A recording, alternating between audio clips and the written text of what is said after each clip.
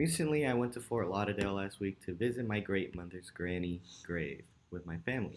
I had my mother, my father, sister, aunt, uncle, grandmother, cousins all attend for her 1 year anniversary of her passing. It was big at the time because all of my family miss her very much.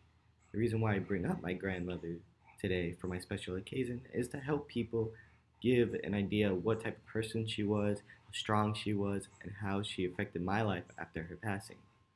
To start off with, my great grandmother was the person who would do anything for her children. Whenever me or my dad visited her first words were always, "How are you doing today? Did you eat?" At first, I always took it for granted because I was 6 years old and I was like, "Yeah, I ate. I'm fine, Grandma." But as I grew older, I understood more and more. She's been through a past to where maybe that hasn't happened too much for her, and she wanted to make sure that didn't happen for us. Another thing she would do would be to always give me and my money, not money, me and my cousins some money so we can get things that we wanted. She always tried to make sure that her grandchildren had the best things in life, and it was loud and clear to everyone.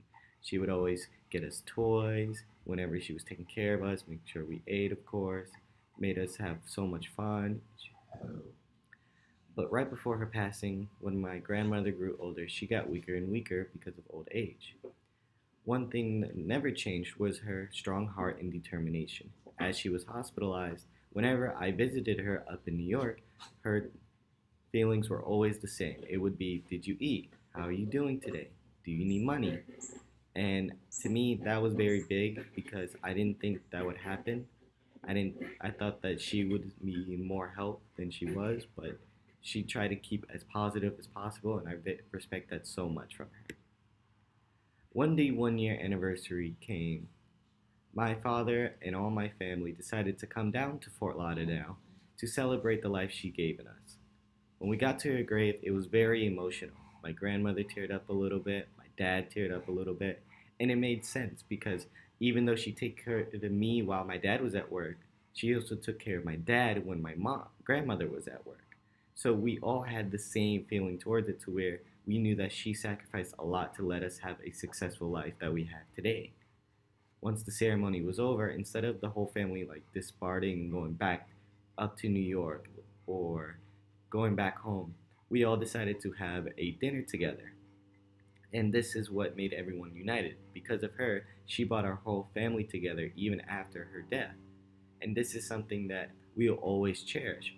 We always think of family first and we always look out for each other no matter what. And this all started because of her. And I'll never forget that. Since it's only been a year since her passing, there's not been a day to where I think of her. My dad thinks of her all the time. My grandmother thinks of her all the time, and even my mom thinks of her all the time. She has done for a lot for this family that many people don't understand.